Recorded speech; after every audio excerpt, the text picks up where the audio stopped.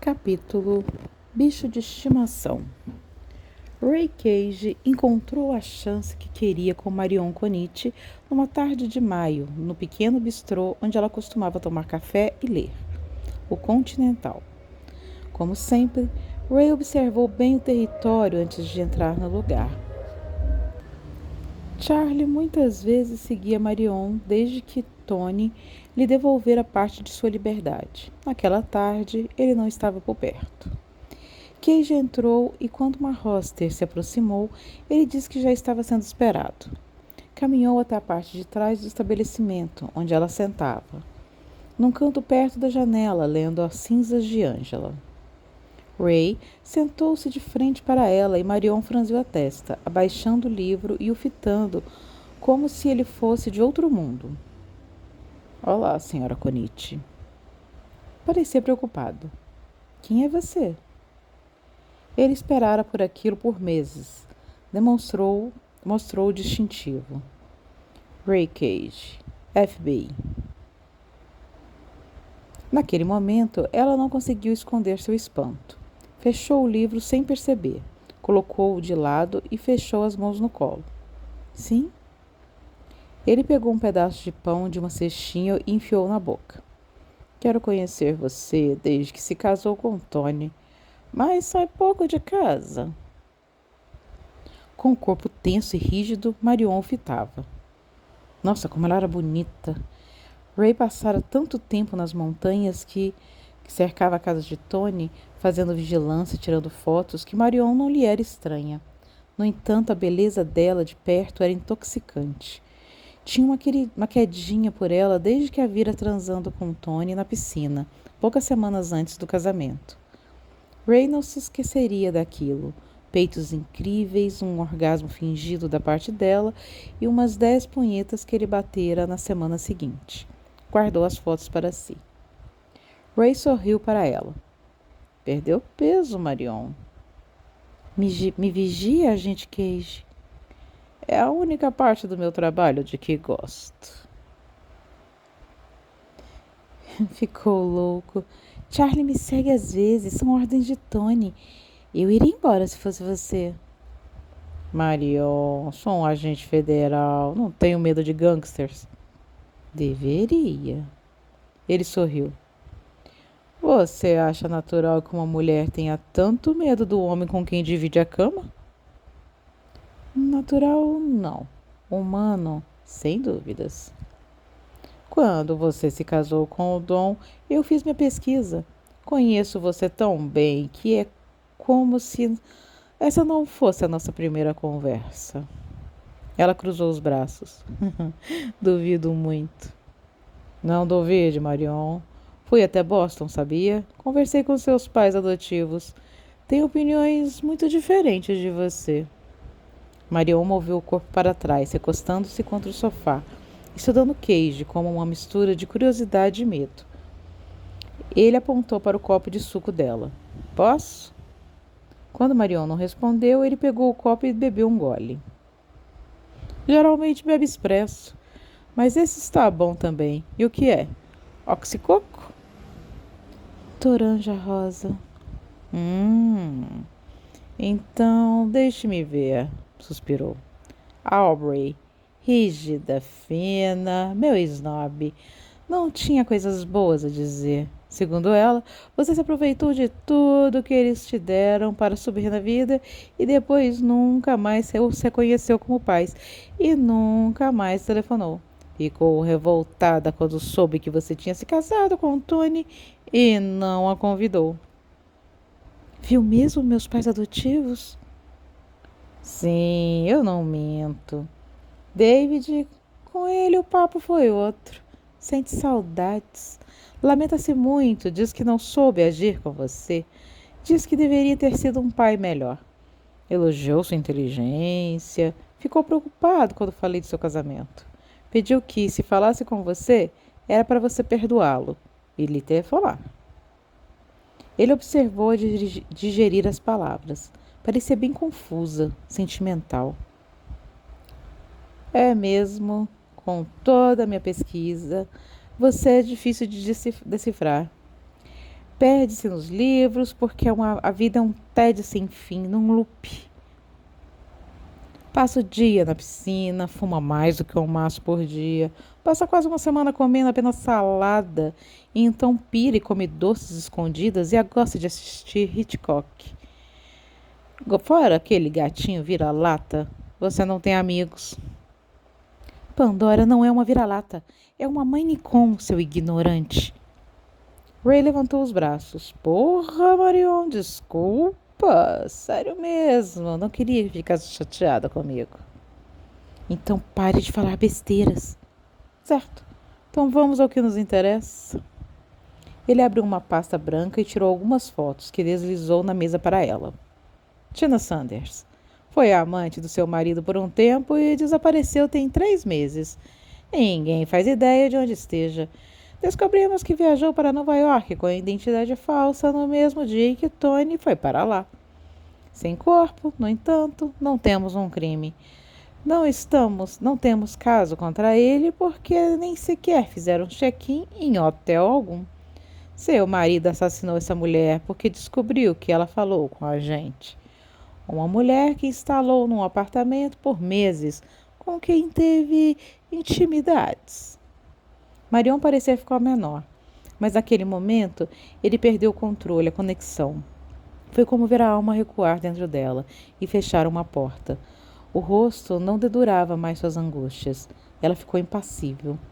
Um mecanismo de autodefesa que Ray vira em poucas pessoas até então. Ele continuou. Este é um agente federal que se filtrou na família.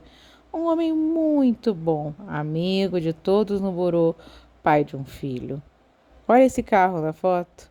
Ele foi queimado vivo por seu marido, Marion. Ela olhou para as 2 fotos, os olhos sempre parados na de Tina. Ele colocou a outra sobre a mesa. Emily Paxtovich, prostituta, assassinada por um membro da família no ano passado. Note os sinais de tortura? Ela virou o rosto, a imagem impressa em sua mente. Estava funcionando. Ray foi deitando na mesa foto após foto, rápido, narrando os assassinatos mais cruéis ligados ao crime organizado da família. Fernando Rivera, Tyler Mara, Jonathan Ringres, Tymon Crayford, assassinados pela família Conite por traficar em áreas dela. Clifford Donato, Jackson Dunn. Ai, pare, cala a boca, por favor. Mas a lista é imensa, Marion. Eu não tenho nada a ver com isso. Ah, mas as joias, a bolsa de $3.000, o sapato de 2.000, tudo isso, Marion, que você usa à custa do sangue alheio. Marion olhou para baixo. Quer me perguntar algo? Pergunte. Mas pare com esse jogo, agente Cage. Meu marido já era quem é antes de me conhecer. Olhe para mim, Marion. Você acha que... Ray parou de falar quando viu o pânico no rosto dela. Passou a mão na mesa, coletando as fotos e as jogando sem ordem na pasta. Olhou para o lado e viu Charlie de pé, fitando. Ray estendeu a mão.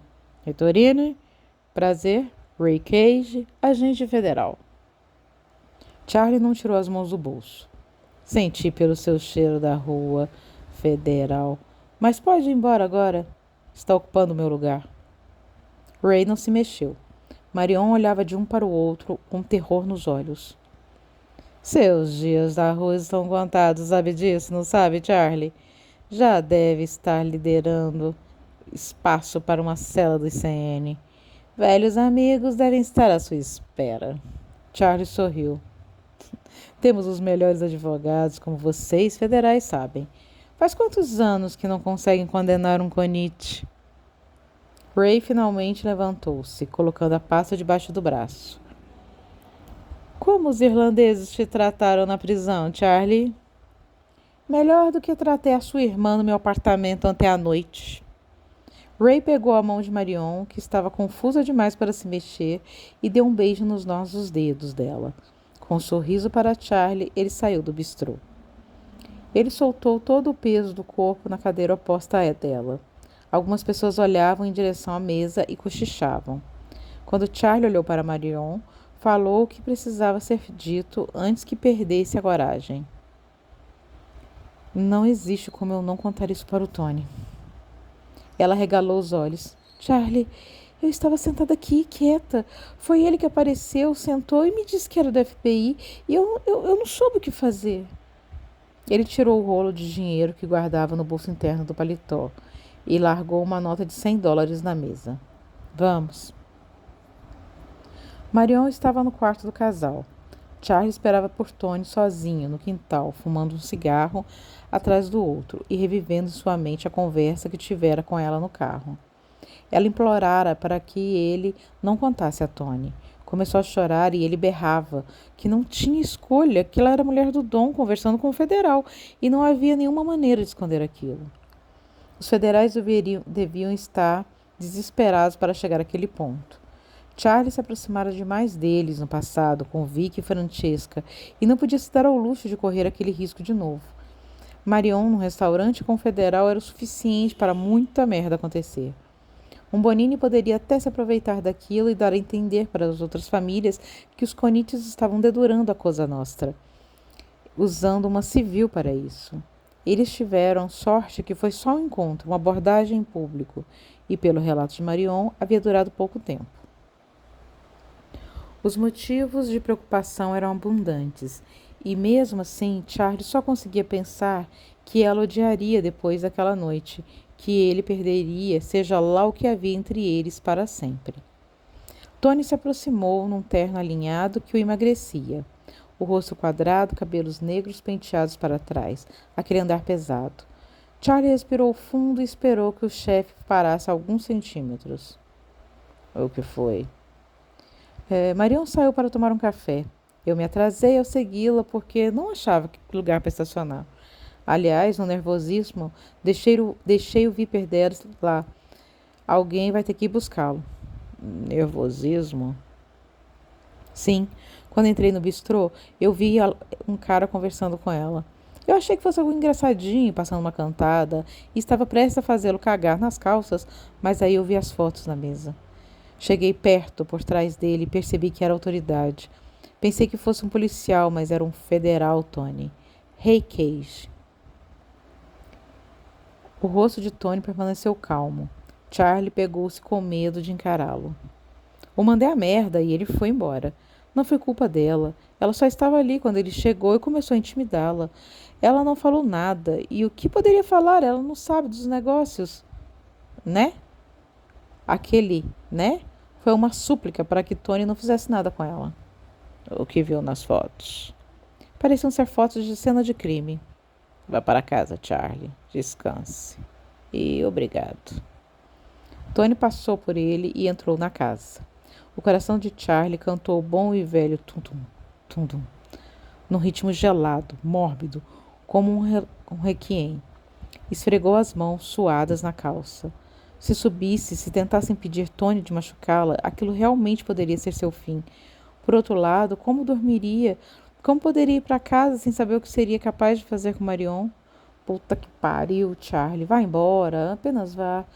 Afastou-se da casa, caminhando no jardim de costa até conseguir, ao olhar para cima, ver a sacada da suíte.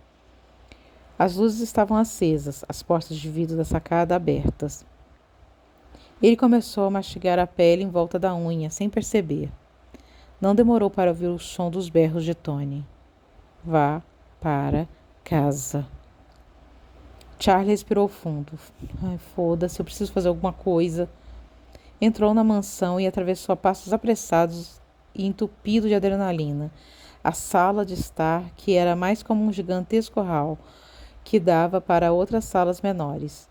Subiu as escadas acarpetadas e desceu o corredor até a suíte. A porta estava fechada. Ouviu os berros mais altos, alguns trechos inaudíveis, outros bem claros, como soubesse que estava falando com o federal, sua piranha. A voz dela era fraca quando tentava se explicar. Então Charlie ouviu um grito dela. Caralho. Era histérico, de repente. Não, para, Tony, para. O volume, o sopraníssimo do berro dela desconcertaram Charlie. Ele entrou no quarto, o coração pulsando na boca, e quase teve um ataque cardíaco quando viu o que estava acontecendo. A expressão de Marion era de um terror absoluto, daquele que desconecta a pessoa da realidade. Os olhos arregalados, a boca soltando aqueles berros que arranhavam a garganta e espatifavam vidros e as mãos abertas próximo ao rosto. Tony segurava algo que se contorcia e Charlie levou alguns instantes para perceber que era a gata, Pandora. O som que saía do gato, pendurado pelo rabo, se debatendo, era gutural, parecia sair das profundezas do próprio inferno. No caos do momento, nenhum dos dois pareceu perceber Charlie ali, pelo menos não de forma consciente. Outra onda saiu da boca de Marion, o pior entre todos os sons que Charlie já ouviu na vida. Não, não, ah! E Tony, com os dentes cerrados, berrava: essa merda de bicho que você ama? E, com um movimento rápido e cru, ele girou o tronco e o braço, batendo o bicho peludo contra a parede. O som foi abafado, baixo, orgânico. O berro de Marion vibrava no ouvido dele. Ah! Tony bateu com o gato de novo. O animal ecoou uma paródia de berros da dona e um baixo e grotesco. Ele jogou a bola de pelos no chão e o grito estridente de Marion morreu, como se tivesse sido arrancada da tomada. Mas estava pirando, os braços abraçando o próprio corpo, os olhos no bichinho, que já não se mexia. Charlie percebeu que havia estendido uma mão, como se tentasse parar aquilo, mas os pés estavam plantados no chão. Tony olhava para Marion com uma intensidade que não lhe permitiu dirigir-se a Charlie. Ela está respirando, Marion. Está agonizando. É só pedir que eu acabo com isso. Charlie viu um tipo de prazer nos olhos de Tony que não vira antes. Não importasse quantos criminosos já conhecera. O homem parecia ter crescido, ofegava, e o medo que via nos olhos dela era incandescente. No rosto dele, um sorriso. Marion parecia ter congelado naquela posição, de pé, vestido um robe de tecido fluido, amarrado na cintura e descalça. Os olhos arregalados fitavam o animal de estimação. Ela dava a impressão de que enlouqueceria, de que seria uma daquelas pessoas que ficam com os cabelos brancos de um dia para o outro, param de falar e vivem dentro de conchas imaginárias. Peça. O animal soltou outro. As mãos de Marion tremiam. Tony não esperou. Levantou a perna direita e desceu com tudo o pé na cabeça pequena e triangular do animal, esmagando seu crânio. Marion abafou o grito com as mãos dessa vez e foi abaixando o corpo até estar sentada na cama. Fechou os olhos. Começou a soluçar. Charlie falou porque achou que seria capaz de acompanhar Marion para algum manicômio sobrenatural a qualquer momento, se não falasse. Tony. Então o chefe olhou para ele. Sim, Charlie. Ouve. Tá tudo bem? Tony olhou para Marion. O desdém por ela nos olhos dele era incontestável. Está tudo ótimo, Charlie. Traga uma pá e um saco de plástico. Marion vai enterrar o bichinho dela no quintal. Marion só chorava, cobrindo o rosto com as mãos. Eu enterro, Tony. Ela não tá legal. A voz dele saiu embargada. Então Tony fixou os olhos nele. Fecha a porta, Charlie. O que é isso? Ele caminhou até a porta, sentindo seus joelhos iriam ceder, e a trancou. Voltou para a mesma cena, encarando os seus detalhes macabros de novo. Marion aos prantos, Tony calmo e uma bola de pelos preto, amarelo e branco imóvel no chão. Tony sentou na poltrona robusta do quarto, cruzou as pernas, apoiou as duas mãos nos encostos e respirou fundo, olhando a esposa. O que você faz quando compra mercadoria estragada que não pode devolver, Charlie? Ele sentiu um pingo de suor descer nas suas costas. Chefe, você teve um dia ruim. Os putos do federal estão mexendo com a sua cabeça. Não deixe os desgraçados vencerem, plantando discórdia no seu lar, entende? Tony não se mexeu. Olhava para ela de um jeito que deixava Charlie tonto de medo. Vamos botar a sua lealdade à prova hoje. O que você acha? Charlie engoliu em seco ao perceber que Tony estava se dirigindo a ele. Tony arrastou os olhos até ele e sorriu. Um acordo entre homens. Uma prova de que você é mais do que essas belas, estratégicas palavras que acabou de pronunciar. Lealdade, Charlie. Marion tirou as mãos do rosto. Tinha as mãos no peito, como se tentando tocar o próprio coração. Tony se levantou e caminhou até Charlie. Olhando em seus olhos, falou com clareza, com convicção. Preciso de um filho. Você é mais jovem. Quero que engravide-a. Marion levantou-se da cama e deu 2 passos para trás. Enlouqueceu? Ela choramingou. Está ficando louco? Ele a ignorou. Ninguém precisa saber. Não vou acusar você de traição. Entenda que não estou te dando permissão. Estou mandando fazer isso. O fim terá que justificar os meios, garoto, porque, não tenha dúvidas, uma guerra está batendo à porta e o resultado dela depende da minha imagem. Charlie procurou as palavras na sua mente e não encontrou nenhuma, como se o cérebro houvesse apagado toda a linguagem adquirida na sua vida. Tudo era vazio. Ele não conseguia nem reagir com gestos. O homem enlouqueceu. Finalmente um pensamento foi formado. Ele não liga, ele não sente nada por ela. Ela é como um animal para ele. Forçou-se a falar. É a sua esposa. Eu não posso. Ele olhou para Marion. Se ela tivesse dúvidas de que morrera para ela, ele não tinha mais.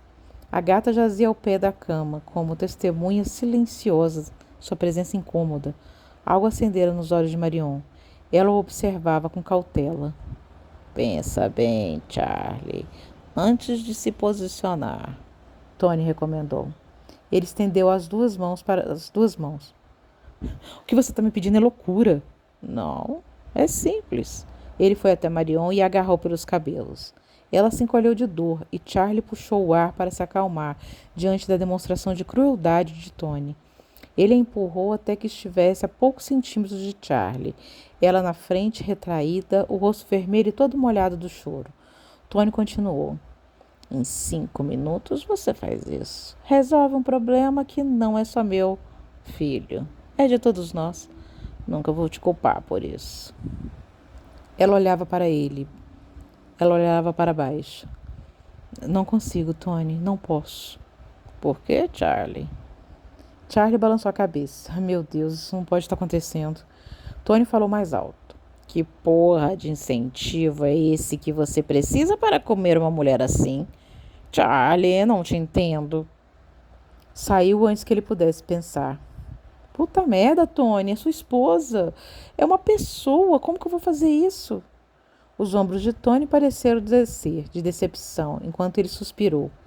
Em 3 gestos impacientes, ele puxou a fita amarrada em volta da cintura dela e, enquanto ela tentava impedi-lo, puxou o robe, revelando a nudez de Marion, sem uma centelha de pudor ou hesitação. Ela tentou virar-se num movimento débil, mas Tony a empurrou contra Charlie com força. A reação dele foi imediata. Amparou o corpo dela num passo para a frente e as mãos em seus ombros. Então, um golpe, forte, e a sensação que seu rosto estava pegando fogo. Quando se deu conta de que ela havia arranhado Charlie, Tony virou um murro na bochecha dela e Marion caiu na cama. As mãos no rosto não aliviou a dor, e muito menos o choque de Charlie. Marion estava imóvel, de costas, a bunda perfeita totalmente inapropriada para o contexto, os cabelos espalhados em volta dela. Tony chupava os nós dos dedos, murmurou, desgraçada. Então Tony suspirou, olhou para Charlie. Anda logo. Ela desmaiou. Que bom, assim vai parar de lutar. Não vai nem se lembrar. Tony. Ele fechou os olhos. Você vai morrer, Charlie. Sua esposa está desmaiada. Eu não vou fazer isso. Não faria isso nem que você apontasse uma arma para minha cabeça. Se você morrer, ela é a próxima. Ganho. Você sabe que consegue. Sei que está no limite. Sei que quer nos proteger. Mas deve haver outra forma. Que não essa. Vamos sair, eu e você. Vamos tomar um martini juntos. Só peço isso. Que pense no que quer que eu faça. No que está prestes a fazer com ela. Você sempre me ensinou a pensar antes de tomar uma decisão. Isso tudo, essa noite, esse gato, Tony e ela. Isso foi impensado. Você não é assim. Queria fugir da realidade, daquela merda daquele quarto. Enterrar aquele gato, cobrir o corpo de Marion, tomar um banho e beber 8 litros de tequila para pagar o que vira. Olhou nos olhos de Tony e esperou. Depois de um minuto interminável de silêncio, Tony fixou os olhos no rosto dele. Cuido disso, garoto. Vai deixar uma cicatriz. Ele saiu do quarto, a passos lentos, e Charlie só conseguiu respirar quando viu a porta sendo destrancada, aberta e depois fechada. O ar parecia quente e estagnado. O corpo de Marion, largado na cama, parecia berrar. Ele a cobriu rápido e correu para o banheiro. No espelho, viu que a força e a estupidez com que ela concentrava o golpe havia surtido efeito. Para se defender, mesmo sabendo que contra os dois ela não teria chances, Marion realmente rasgara sua pele com 3 marcas, 2 fortes que sangravam, outra apenas um arranhão. Ele girou a torneira e jogou água no rosto, sentindo-o arder. Secou com batidas e apertões da toalha e voltou para o quarto. Por mais que quisesse sair correndo, não queria que Marion acordasse e ainda tivesse que lidar com aquele gato ali. Charlie viu a noite virar dia, fumando nos degraus que levavam ao jardim da sala de jantar. Sempre mexia com ele a forma como a luz chegava, tão implacável, tão cheia de sons de pássaros, de um despertar de espíritos no ar. Estava um lixo, cansado, com sono, sujo, suado. Limpara a bagunça do quarto, arrumara o corpo dela na cama para que conseguisse dormir direito, colocar o bichinho num saco de lixo e dentro do carro. Enterrou-o no deserto próximo do bairro residencial onde Tony morava. Voltara para aquela casa porque agora não sabia mais o que aconteceria. Não sabia como Tony reagiria com ele, nem como ela. Ele só sabia que a noite anterior mudara tudo. Sabia que os gritos de Marion haviam sido ouvidos por todos os criados, mas que não ousariam se pronunciar ou perguntar a respeito. Sabia que alguns deles, os que não dormiam e faziam a ronda de segurança, haviam visto as marcas que ela deixara no seu rosto. Charlie não se importava. Na verdade, começara a sentir carinho por elas. Ela finalmente revidara. Não sabia se Marion se recuperaria daquilo, de ter sido oferecida pelo marido a outro homem, contra sua vontade. Fora mais do que o corpo e a dignidade dela. Tony oferecera o útero da esposa para que outro a fertilizasse, apenas para afirmar-se como um homem perante os outros. Quanto mais Charlie pensava naquilo, mais fundo sentia uma pontada de nojo no estômago. Mais longe sentia-se de Tony. E mesmo naquele instante de revolta silenciosa e mortal, parte dele ainda se preocupava, ainda queria que o pai voltasse para casa, ileso e bem. Um Charlie menino dentro dele confessou: só quero que tudo fique bem de novo. E ele odiou saber que por dentro era um fiasco, era um fraco. Quer ser brigão, quer ser corajoso, quis saber da porrada em gente do mal e adorar ganhar dinheiro, que isso era filha da putagem, claro, mas não era a mesma coisa que ter o sangue frio para cometer patricídio. Ouviu um som atrás de si e virou-se, rápido, levantando. Marion havia acordado. Estava usando jeans e um moletom. Os cabelos ainda pingavam água de um banho recente. A marca roxa na maçã do rosto era maior do que o esperado. Parecia, na luz deficiente da manhã, sem maquiagem e sem sorriso, um espectro de si mesma. Não olhou para ele, olhou para a mesa e ele viu que viera atrás de comida e, percebendo que ainda eram 5:30 da manhã, viu que o café não fora posto. Ele precisava que ela soubesse. Umedeceu os lábios secos, sentindo o gosto horrível de cigarro na boca. Não toquei em você, Marion. Ela não respondeu. Aflita de fome, provavelmente sem energia para ir até a cozinha, ela deu um passo para frente e pegou a caixa de cigarros dele. Tirou um, colocou entre os lábios e acendeu. Deu 4 passos para trás, os braços cruzados. Daquele jeito, parecia ter mergulhado nas sombras da sala. A voz saiu rouca. Onde ele está? Saiu ontem. Saiu depois do soco. Você desmaiou. Ele foi embora e ainda não voltou. Como você está? E Pandora? Na última sílaba, a voz anunciou o choro. Ele não conseguia vê-la tão bem na pouca luz. E eu a enterrei. Achei melhor. ouviu afungando. Escuta, Marion, se eu pudesse desfazer a noite de ontem, saiba que eu faria isso. Não consigo imaginar como está se sentindo hoje. Mesmo que me odeie, só saiba que eu não toquei em você. Quer dizer, eu mexi em você para que pudesse dormir, mas eu nunca tocaria em você daquela forma. Ah, meu herói. Ele olhou para baixo. Estava feito, desfeito. Tudo entre eles rompera como carne na boca de um predador. Sabia que não fizera nada de errado, mas entendia Marion, porque eles testemunharam o momento mais degradante da vida dela. Seria compreensível que ela o afastasse. Ela sumiu da mesma forma que entrara, nas sombras, e ele precisou de outro cigarro quando ela se foi, apenas para fazer algo que mantivesse calmo. Charlie acordou com o telefone. Bebera tanto na noite anterior que precisou de alguns minutos para se situar, mesmo quando já estava colocando o receptor contra a orelha. Charlie. Era Tony. Ele sentiu o coração disparar. Pensou até que ouviria um adeus ou o som de homens como Vinnie, Mickey e Frey entrando no seu apartamento para matá-lo. Em vez disso, Tony disse: Estou em uma suíte no Bellagio. Me encontre aqui. Já. E desligou. Ai, porra. Ele havia esperado por Tony até não aguentar mais de sono. Então viera para o apartamento e bebera 2 garrafas de vinho e 4 doses de uísque.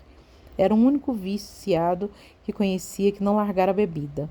Para ele, uma coisa não tinha nada a ver com a outra. Os cigarros, o café e o álcool ocasional o mantinham são. Bebera até cair no sono e agora um olhar no relógio lhe indicou que eram 7 da manhã. Um dia inteiro se passara. Tomou um banho, vestiu-se como de habitual e foi até o Bellagio. No hall, já havia começado a decorar o hotel para o Natal. Na recepção ouviam-se Jingle Bells de Rock, baixinho. Tony havia deixado avisado que ele viria e ele foi instruído a subir para Charman's Suite, um quarto de 5 metros quadrados e meio e 4 banheiros. Tony abriu de roupão, nada de bebida na mão, gesticulou para Charlie entrar e caminhou para a sala.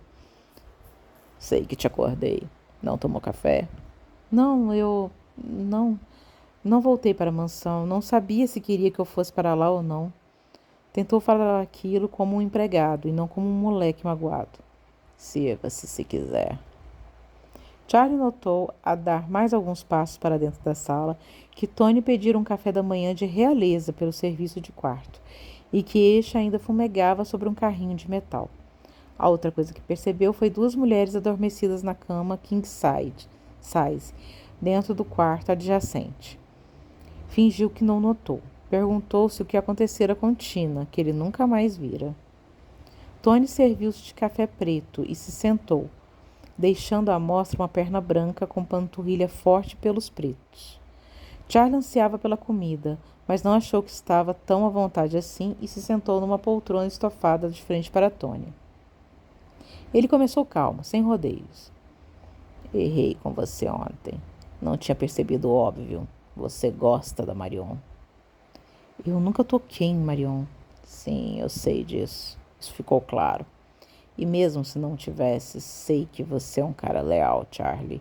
Sei que não faria algo tão absurdo e, aliás, condenável por morte dentro da nossa tradição. Ele engoliu em seco. Mas demorei para perceber que passa tempo demais na minha casa e na companhia dela. E ela sabe ser bem sedutora quando quer. Entenda que tenha desenvolvido algum sentimento de amizade e de proteção em relação a ela. É isso?